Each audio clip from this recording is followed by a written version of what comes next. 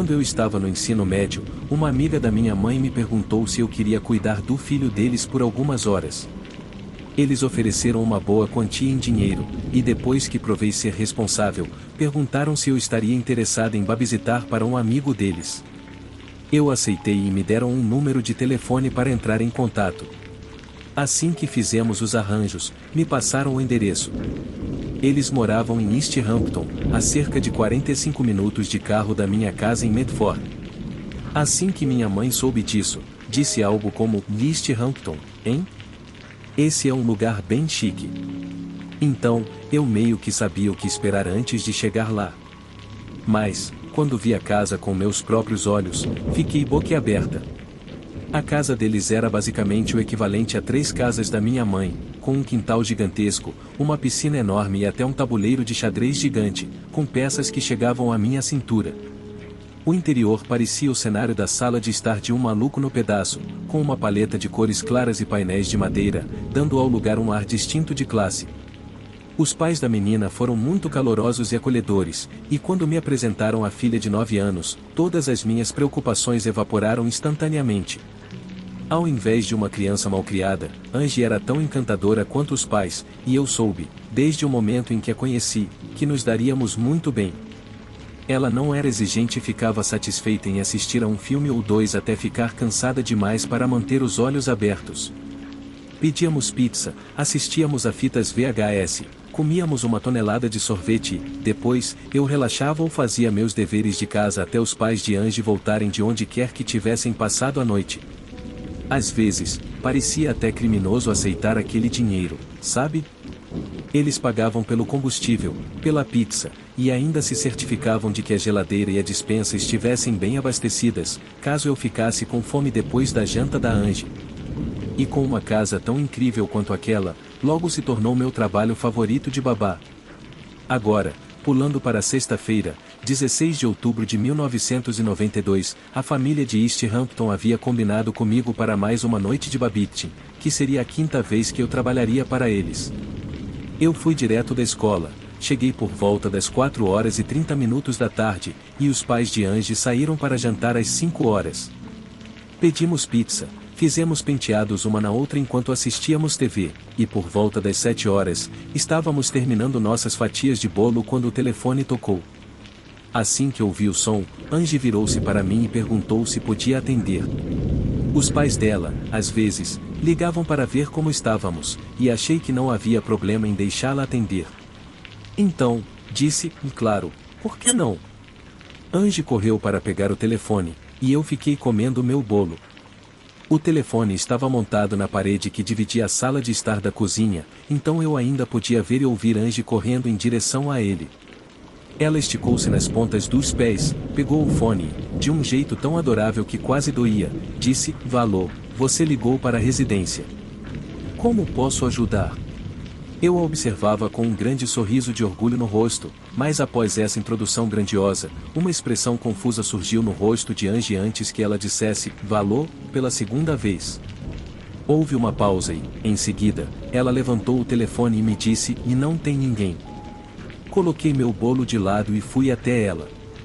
Ela precisava de ajuda para devolver o fone ao gancho de qualquer maneira, então peguei o telefone dela, coloquei-o no ouvido e ouvi o som de uma linha morta. Disse a ela que provavelmente era só um número errado ou algo assim, e voltamos a terminar nosso bolo. Mas, não 10 minutos depois, o telefone tocou novamente. Dessa vez, eu me levantei para atender, e quando o fiz, acho que ouvi a mesma coisa que Angie ouviu. Peguei o fone e disse, Valô, e não obtive resposta. Perguntei com alô, de novo, e após outra pausa, ouvi o som distinto de alguém desligando o telefone. Aquela velha vibração de plástico antes da linha ficar muda. Lembro-me exatamente daquele momento, a sensação de confusão transformando-se em uma de medo crescente. Isso já fazia 2 ligações silenciosas em pouco mais de 10 minutos, e eu já tinha visto filmes de terror baratos suficientes para saber que isso não era sinal de algo bom. Eu só não pensei que isso tivesse a ver com a família para a qual eu estava cuidando. Eu pensei que tudo aquilo era sobre mim. Sim, Eu coloco isso de forma deliberadamente egoísta, mas apenas para refletir sobre o quão estúpida e egocêntrica eu me senti depois. Porque, devido às limitações muito severas da minha mente de 17 anos, fiquei obcecada com a ideia de que era um garoto da escola que estava me incomodando naquela época. Ele havia deixado bilhetes no meu armário, pedido aos meus amigos que me passassem recados para ligar para ele ou, o que eu menos gostava, ficava me esperando do lado de fora do banheiro feminino, praticamente me encurralando quando eu saía. Eu nunca imaginei que o meu perseguidor, e uso esse termo de forma bastante vaga, teria coragem de realmente aparecer na casa. Ele parecia ser mais oportunista do que qualquer outra coisa. Mas, mesmo assim, era uma preocupação que sempre me rondava, uma que eu não queria transferir para a pequena Angie. Mais ou menos uma hora depois, estávamos nos aproximando rapidamente do horário estendido da Angie, 10 da noite. Um pequeno segredo nosso. Perguntei se ela queria mais um refrigerante e diet, é claro, sem cafeína, para não dar energia extra, e fui para a cozinha pegar as bebidas. A disposição da casa era tal que a cozinha levava à sala de jantar por um conjunto de portas duplas, com as janelas dessa sala permitindo uma vista da entrada da garagem. Quando passei pelas portas pela primeira vez, de mãos vazias, tudo parecia perfeitamente normal. Mas, ao passar pela segunda vez, com uma lata de refrigerante em cada mão, vi os faróis de um carro iluminando a entrada da garagem. A família tinha uma espécie de interfone em seu portão automático, e, se você não tivesse o cartão ou o código, precisaria ser liberado para ter acesso à garagem. O carro estava parado, com o para-choque voltado para o portão, mas o interfone da casa não estava tocando. Minha primeira reação foi pensar que o carro estava apenas dando a volta, mas não, ele ficou ali, como se estivesse esperando o portão abrir. Então, pensei que poderiam ser os pais da Angie chegando mais cedo e, talvez, tivessem perdido o cartão ou algo assim. Caminhei até a sala de jantar para olhar melhor pela janela. Estudando os faróis do carro parado no portão, de repente, vi, silhuetados pela luz dos faróis, 3 ou 4 homens escalando o portão e começando a caminhar rapidamente pela entrada da garagem. Lembro-me de sentir uma onda de pânico crescente ao colocar as latas de refrigerante sobre o parapeito da janela e me apressar em direção ao telefone. Peguei o aparelho, tentando não demonstrar pânico ao pedir, em voz alta, que Angie subisse as escadas. Isso foi quase uma hora antes do horário combinado para ela dormir, então, naturalmente, ela ficou contrariada com a súbita mudança de planos e começou a me perguntar por quê. Eu apenas disse para ela ser uma boa menina e fazer o que eu pedi, antes de levar o telefone ao ouvido. Eu esperava ouvir a voz da pessoa do 911, ou, no pior dos casos, os últimos tons de descagem antes que alguém atendesse. Mas, em vez disso, não ouvi nada. Lembro-me de apertar o botão de reiniciar o telefone, esperando ouvir o som de uma linha aberta, mas fiz isso 1, 2, 3 vezes, e a linha continuava morta. Naquele momento, eu não sabia, mas não foi uma simples falta de sorte astronômica de o telefone morrer justamente quando eu mais precisava. Ele não havia morrido ou não houve nenhum tipo de falha. Alguém havia cortado a linha telefônica da casa para garantir que nenhuma ligação de emergência pudesse ser feita. Sabendo que a família tinha um segundo telefone no quarto principal, rapidamente peguei a mão de Angie e subimos as escadas. Ela começou a perceber o quanto eu estava assustada e continuou me perguntando o que estava acontecendo, sua voz ficando cada vez mais ansiosa a cada vez que eu deixava a pergunta sem resposta. Entramos no quarto, e, ao ouvir o silêncio total no segundo telefone, foi quando percebi que algo muito pior estava acontecendo. Eu sabia que ter um grupo de homens escalando o portão e correndo em direção à casa já era ruim o suficiente, mas a linha telefônica cortada sugeria um nível assustador de organização. Aquelas pessoas não eram invasores comuns, se é que existe tal coisa. E, ao perceber isso, o terror tomou conta de mim de uma maneira que mal consigo descrever. Não havia mais como esconder meu medo. Angie exigia saber o que estava acontecendo, e eu não consegui pensar numa mentira rápida o suficiente. Então, disse a verdade, havia homens maus lá fora que provavelmente queriam invadir a casa, e precisávamos encontrar um lugar para nos escondermos deles. Jamais vou esquecer o quão petrificada Angie ficou segundos depois de eu dizer essas palavras. Até hoje me culpo por isso. Mas, naquele momento, não havia outra coisa que eu pudesse fazer. Eu tinha 17 anos, estava apavorada, e Angie conhecia sua casa muito melhor do que eu. Eu dependia dela para encontrar o melhor esconderijo possível, e essa transferência de responsabilidade aterrorizava nós duas. No exato momento em que eu pensava nisso, ouvimos um som alto e perturbador vindo de baixo, e os homens estavam tentando arrombar a porta. Angie gritou, e eu lembro de segurar seus braços, tentando acalmá-la o máximo possível. Perguntei onde era o melhor esconderijo da casa, e, por alguns instantes, me repreendi internamente, pensando, como ela vai saber? Ela é apenas uma garotinha. No entanto, Angie sabia exatamente onde se esconder, e era um lugar que eu jamais teria pensado. Ela me pegou pela mão e começou a nos guiar até o terceiro andar da casa. Quando chegamos ao topo da escada, havia 3 portas. Angie nos levou até uma pequena porta que dava para um closet. No fundo do closet, havia uma estante de livros. Quando ela puxou um dos livros, um clique foi ouvido, e a estante começou a se mover, revelando uma escada secreta que levava a um cofre. Ali dentro, havia um pequeno centro de comando com câmeras e um telefone funcionando, que me permitiu finalmente ligar para a polícia.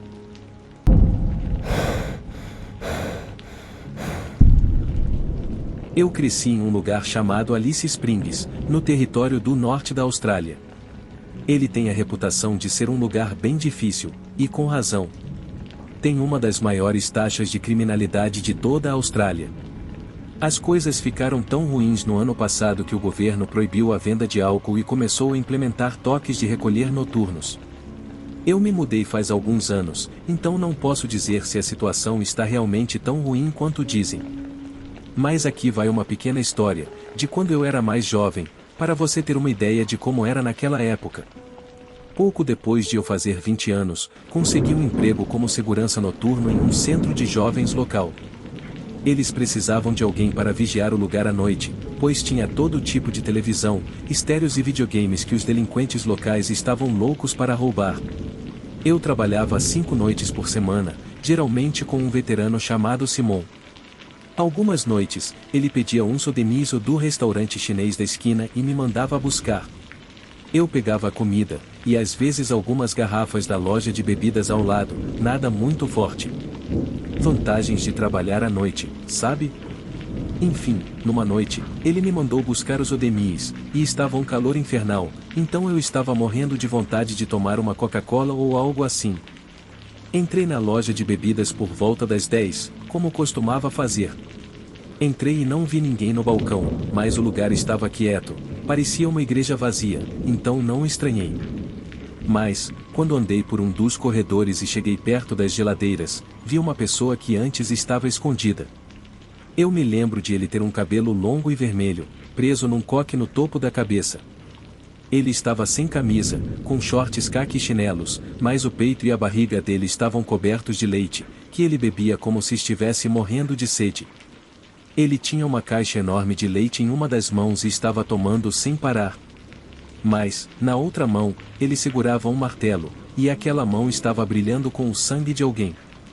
Pode parecer bobo dizer isso, mas a visão foi tão inesperada que eu não consegui evitar e soltei um OP *** que pariu, enquanto me virava para sair da loja.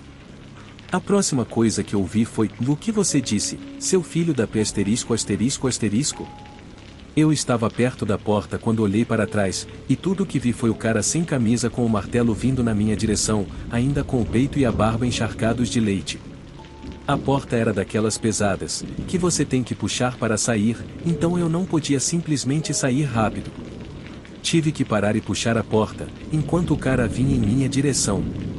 E aí percebi, num segundo, que se eu tentasse sair rápido, ele teria uma chance perfeita de me acertar com aquele martelo. Então, em vez disso, me afastei da porta o mais rápido que pude para despistá-lo. Felizmente, deu certo, e ele acertou o martelo na janela de vidro da porta com um estrondo alto. Mas isso também me deixou sem uma rota clara de fuga. Fiz a única coisa que me veio à mente, pulei por cima do balcão da loja. E agradeço aos céus por eles não terem aquelas barreiras de acrílico que tem hoje em dia, senão eu estaria ferrado. consegui chegar do outro lado bem a tempo de ouvir outro estrondo atrás de mim. Imagino que o cara tenha jogado o martelo em mim depois que pulei o balcão e acertou algumas garrafas atrás de mim. Nem parei para olhar, continuei correndo para os fundos da loja, esperando encontrar uma saída. Quem estava na loja quando o cara com o martelo entrou deve ter saído correndo pela porta dos fundos, porque ela ainda estava aberta quando eu passei por ela. Quando saí para o beco, vi um homem indiano no telefone, falando com a polícia. Mas, quando ele me viu, achou que eu era o cara com o martelo, porque assim que me viu, levantou uma faca enorme, me ameaçando. Eu gritei, calma aí, amigo. Eu tô do seu lado. E, por sorte, ele percebeu rapidamente que eu não era o cara com o martelo e começou a se desculpar por quase me esfaquear. Mas eu respondi, agora não é hora de conversar. Ele ainda tá atrás de mim. Corremos juntos pelo beco até chegarmos à rua principal, e aí ficou claro que o cara com o martelo não tinha intenção de nos seguir. Acontece que o homem do martelo entrou na loja sem camisa e foi direto para a geladeira de leite. O dono da loja disse que outro cliente falou algo sobre ele não poder simplesmente pegar o que quisesse, e então o cara com o martelo deu uma martelada nele, bem no rosto. O dono da loja começou a gritar que ia chamar a polícia, e o cara com o martelo não gostou nada disso e correu atrás do cliente, que fugiu pelos fundos. O indiano me perguntou se o cara com o martelo tinha me acertado, e eu disse que estava bem. Foi então que vimos a polícia chegando rápido. O indiano e eu fomos até a esquina para assistir à peça de teatro o que estava para acontecer. Quando nos aproximamos da loja, vimos um policial com uma arma e outro com uma arma de choque. Claro que ficamos longe, e o dono da loja disse algo como, meu Deus, ele vai destruir minha loja, porque podíamos ouvir o homem do martelo fazendo um escândalo lá dentro. Mas, quando finalmente olhamos pela janela, vimos que a situação tinha piorado. O homem do martelo estava na entrada, brandindo o martelo e gritando algo como, eu vou esmagá-lo, para os policiais, que gritavam de volta, solte o martelo agora. A seus pés, havia outro homem, careca, sangrando, completamente inconsciente. A ameaça do homem do martelo era de esmagar a cabeça do cara caído. Alguém deve ter entrado na loja depois de mim. Só lembro de dizer ao dono da loja, se eu fosse você, eu olharia para o outro lado. E eu fiz o mesmo, porque alguém ia ser baleado ou martelado na cabeça. O indiano continuou olhando, e bem quando os gritos ficaram mais altos, ouvimos um bang. Bang. Bang. E o homem do martelo caiu. Eu me senti péssimo pelo dono da loja, e ainda me sinto. Ele veio de tão longe para abrir seu pequeno negócio e acabou tendo um maluco invadir sua loja, roubar leite e atacar seus clientes. Isso já seria horrível para qualquer pessoa, mas o fato de o cara ter sido baleado e morto em sua loja é algo que ele vai ter que reviver toda vez que pisar naquele lugar. Isso deve te dar uma ideia de quão louco era, e ainda é, Alice Springs. E por que, hoje em dia, você não pode comprar álcool legalmente se mora em uma das Town Camps, que são basicamente as casas subsidiadas pelo governo. Depois de ouvir tudo isso, acho que dá para entender por que eu dou risada quando as pessoas me perguntam por que eu fui embora.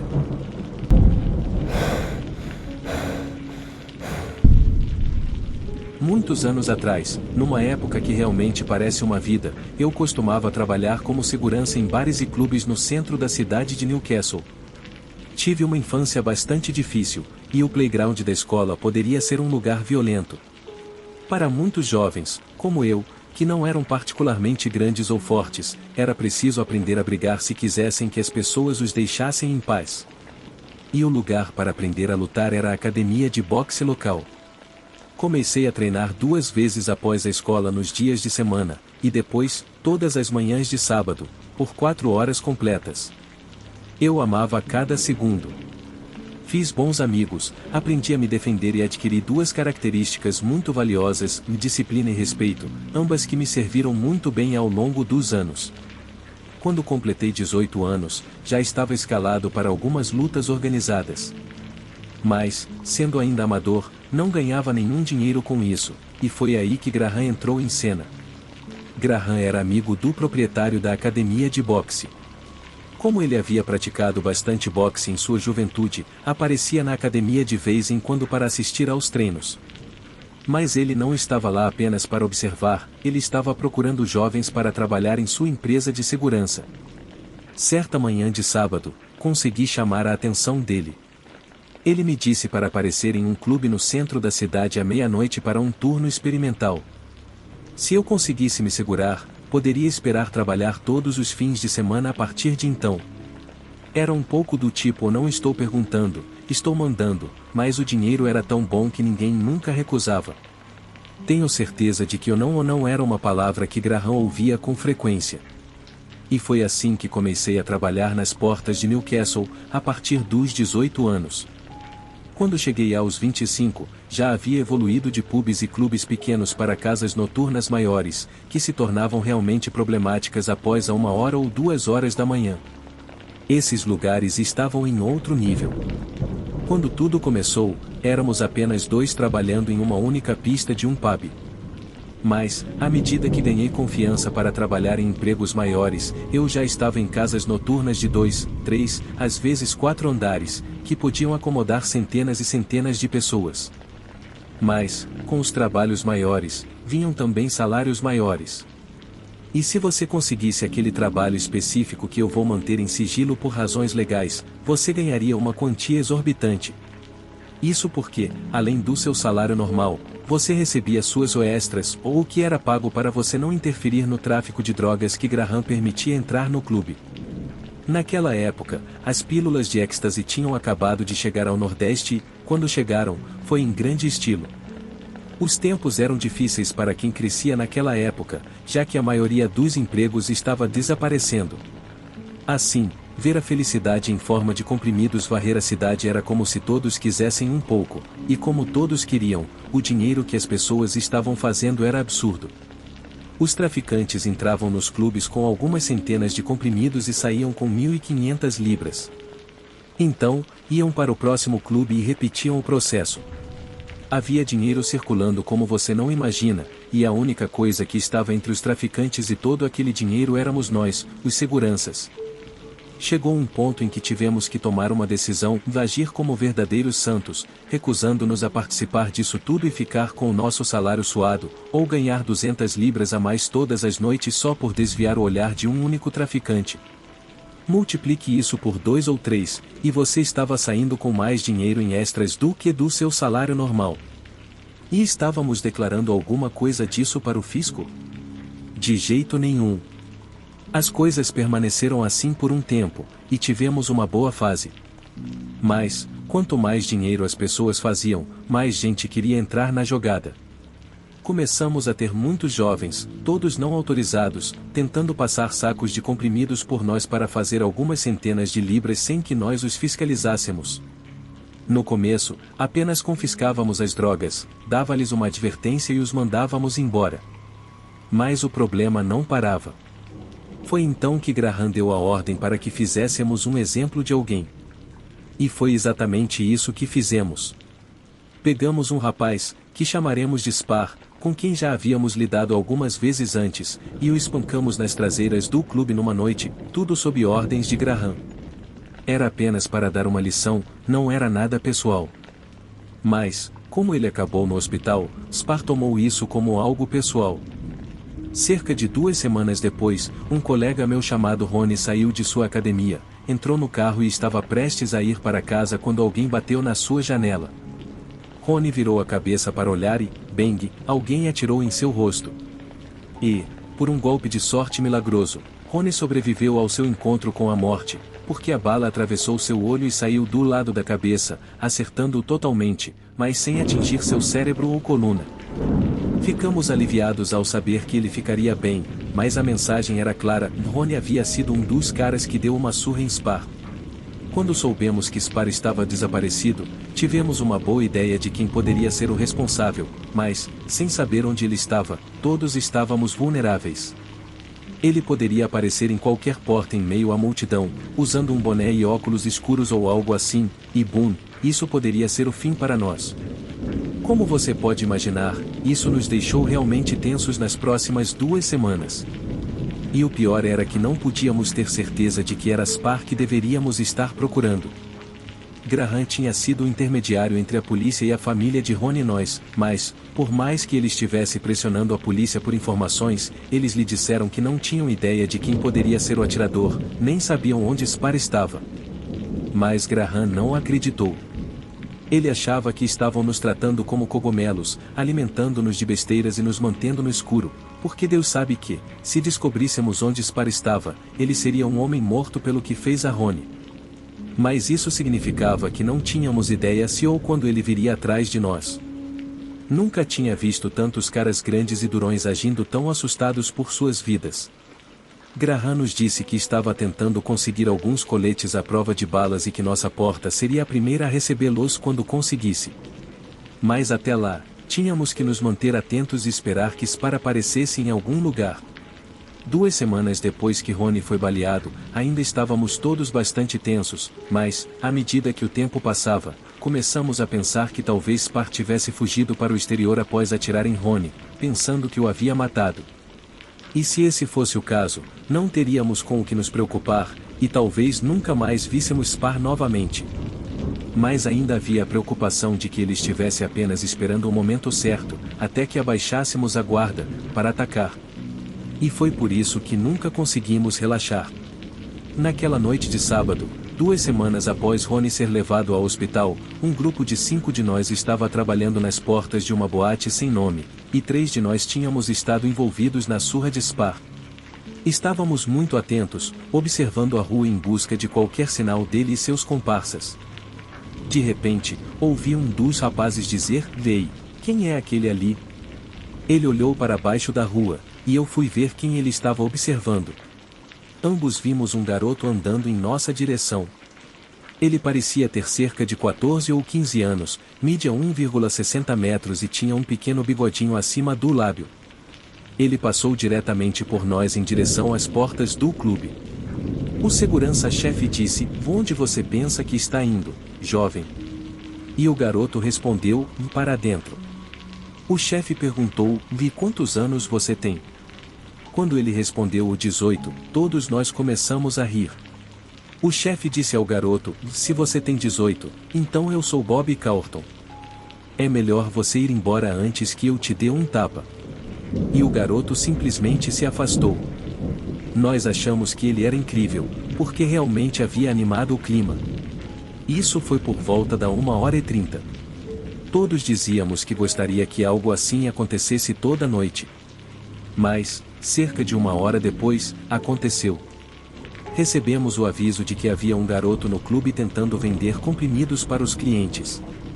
O chefe mandou 2 seguranças descerem até o clube, e quem eles arrastaram para fora? O mesmo garoto que acabávamos de barrar.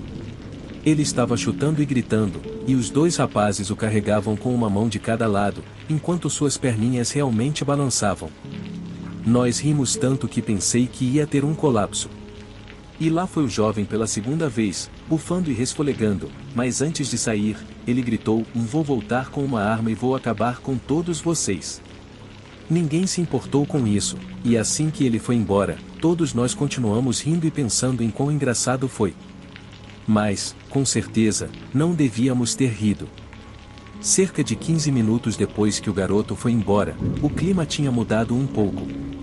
Estávamos todos um pouco mais tensos, mas ainda pensando no garoto e em como ele só tinha 14 ou 15 anos, e que as ameaças dele eram provavelmente só isso, ameaças. Quando olhei para a porta, vi que um dos gerentes estava gritando com um dos seguranças, mas não consegui ouvir o que estava sendo dito. Assim que ele fez sinal para os seguranças se afastarem, o gerente se virou e apontou para a rua. Eu não estava prestando atenção a isso até que olhei para a porta novamente e vi um grupo de jovens correndo pela rua. Então olhei para o lado do clube, e o que eu vi me deixou em choque. Um grupo de cerca de 5 ou 6 garotos estava parando na esquina da rua, e um deles estava carregando algo, uma pistola, em sua mão. De repente, todo mundo estava se mexendo, e a próxima coisa que vi foi o garoto gritando.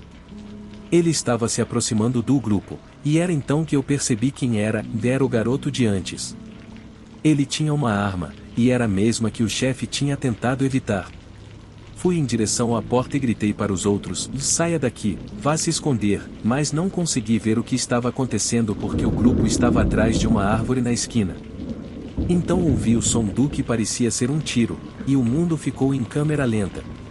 Todo o meu corpo estava parado, enquanto uma parte de mim queria correr, mas a outra parte estava petrificada. E então mais tiros. Eu olhei para o lado e vi que alguns dos rapazes estavam se agachando atrás da porta e se protegendo, enquanto outros se afastavam o mais rápido possível. Então mais tiros. O garoto não tinha hesitado. Ele estava puxando o gatilho enquanto corria na nossa direção, e antes que eu pudesse realmente entender o que estava acontecendo, ele virou a esquina e saiu de vista.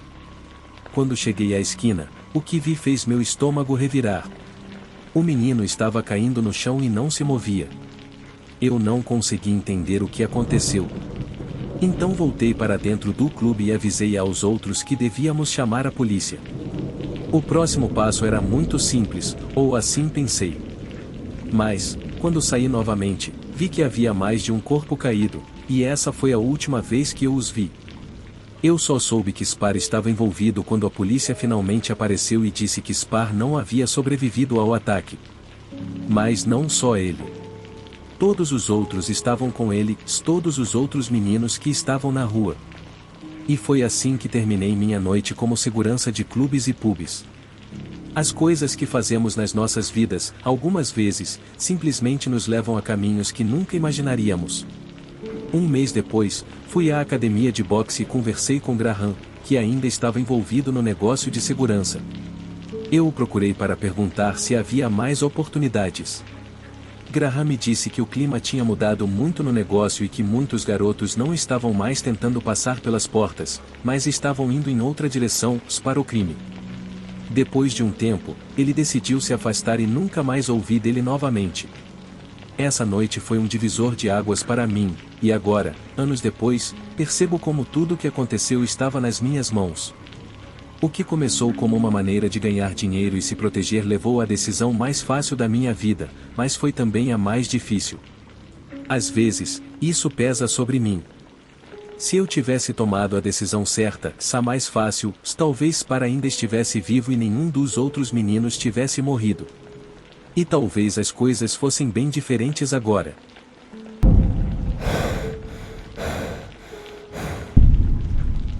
Há quase 10 anos, fui acordado no meio da noite pelo som de gritos. Minha esposa e eu moramos em uma típica suburbana, com casas de 2 andares que se estendem até onde os olhos podem ver, pequenas jardineiras na frente, com números de casas de 4 dígitos. É um lugar tranquilo, um lugar pacífico para viver, e por isso o grito que ouvi fora da nossa janela nos despertou com um susto bastante grande. A janela do nosso quarto dava para a rua, então nos levantamos, abrimos as cortinas e olhamos para fora. Vimos um carro parado na rua, o motor funcionando, com as portas da frente e de trás abertas. 2 homens estavam de pé do lado de fora do carro, discutindo com mais 2 homens que estavam sentados dentro. Não conseguimos ouvir o que estavam dizendo, mas parecia que estavam envolvidos em uma discussão acalorada. De tempos em tempos, um dos homens fora do carro começava a gritar furiosamente. Minha esposa perguntou se deveríamos chamar a polícia, e eu disse para esperar. Eles estavam sendo muito antissociais, eu suponho, mas não pensei que a situação iria escalar para algo mais sério. Achei que teriam algum tipo de desentendimento e que o carro partiria em alta velocidade assim que a briga terminasse. Coincidentemente, foi exatamente isso que aconteceu. Os 2 homens fecharam as portas do carro e, após alguns gritos de pneus, foram embora. Sentimos um alívio momentâneo, gratos por nada ter escalado. Minha esposa se virou e foi de volta para a cama, e eu fiquei lá, em pé na janela, observando os 2 homens no meio da rua, que pareciam continuar a sua discordância, embora em um volume muito mais baixo. Nossos filhos ainda dormiam nos quartos dos fundos, e embora os 2 homens parecessem mais interessados entre si do que em qualquer outra pessoa, meu instinto de pai me dizia para ficar na janela por mais um tempo, apenas para ter certeza de que não haveria problemas. Então, enquanto os observava, eles não se moviam do meio da rua, rosnando um para o outro e gesticulando amplamente. Embora eu ainda não conseguisse entender o que diziam, estava claro que não estavam felizes um com o outro. De repente, enquanto os observava, ouvi o som de um veículo se aproximando. Pelo barulho que o motor fazia, parecia que estava vindo rápido. Pensei que os homens do carro voltariam para continuar a discussão, presumivelmente em um volume de gritos novamente. Estava prestes a pedir para minha esposa chamar a polícia quando o carro apareceu novamente. Soube, no momento em que o vi, que não iria desacelerar. Estava indo rápido demais. Não tentou nem mesmo colocar os freios enquanto se dirigia em direção aos dois homens que estavam na rua. Eles tentaram sair do caminho, mas provavelmente estavam tão surpresos quanto eu, e quando reagiram, já era tarde demais. Um dos homens conseguiu desviar a tempo, mas seu amigo não teve tanta sorte. O carro atingiu a cerca de 60 ou 70 km por hora, arremessando-o para o ar em uma espécie de cambalhotas descontroladas antes de cair de volta no asfalto. O homem que conseguiu desviar começou a gritar e correu até seu amigo, que estava inconsciente no chão. Pedi à minha esposa para não vir ver, que algo terrível estava acontecendo e que ela precisava ligar para o 911, tanto para a polícia quanto para uma ambulância. Ela continuava perguntando o que estava acontecendo, então eu expliquei, e após um trêmulo "oh meu Deus", ela começou a falar com o atendente do 911. Disse a ela para informar ao atendente o quão grave a situação estava e que, se não enviassem alguém rapidamente, o homem que foi atropelado provavelmente iria morrer, se já não estivesse morto. Minha esposa perguntou se deveria sair e ajudá-lo, mas, honestamente, não havia nada que eu pudesse fazer por ele. Eu sei que isso soa frio, mas tomei a melhor decisão, porque se eu tivesse corrido para a rua, poderia ter me envolvido no que aconteceu em seguida. Enquanto observava pela janela, sentindo uma terrível compaixão pelo homem que ainda gritava sobre o corpo quebrado de seu amigo, lembrei-me da sensação de horror ao ouvir novamente um veículo se aproximando. Dessa vez, vinha de direção oposta, e pude vê-lo vindo de longe. Pela velocidade em que estava viajando, pela total falta de luzes ou sirenes, eu sabia que só poderia ser um carro e um motorista. O homem de joelhos ao lado de seu amigo viu os faróis e se levantou, correndo de volta para a calçada, mas ele sabia o que estava por vir, assim como eu. Ele continuava gritando, mas desta vez estava claro que ele gritava "não, não, não", até que sua voz foi abafada pelo motor do carro. Veio tão rápido quanto antes, mas, em vez de atropelar alguém em pé, o carro passou por cima do corpo dele a mais de 70 km por hora. Ele voou sobre o corpo como se não houvesse nada ali. Mas ao atingi-lo, o corpo do homem praticamente se desfez. Havia pedaços dele espalhados por toda a pista de asfalto, que estava brilhante. Se eu achava que o amigo dele estava fazendo barulho antes, isso não era nada comparado ao som que ele produziu ao ver o que restava de seu amigo. Sem dúvida, foi a pior coisa que eu já fui infeliz o suficiente para testemunhar em todos os meus muitos anos neste mundo, e sei que é algo que nunca esquecerei. Minha esposa tentou voltar a dormir, mas, quando todos os equipes de emergência estavam do lado de fora, removendo a vítima da estrada, ambos sabíamos que nenhum de nós conseguiria dormir. Acabamos nos sentando à mesa da cozinha, depois de colocar as crianças de volta na cama, porque o som de nossas vozes as acordou. Eu bebi até sentir-me cansado o suficiente para dormir e desci para o andar de baixo por volta das 4 horas ou 5 horas. Não consigo me lembrar exatamente. Foi facilmente uma das piores noites da minha vida, só perdendo para a vez em que uma das minhas crianças teve meningite viral. Essa foi uma noite em que eu rezei a Deus pedindo ajuda com todo o meu coração. Mas naquela noite do atropelamento, eu sabia que não havia sentido em rezar por nada, exceto pela alma daquele pobre homem, pois Deus sabe que ele estava morto no momento em que atingiu o chão após voar pelo ar. E aquela segunda batida, bem, isso parecia uma ofensa ao ferimento fatal.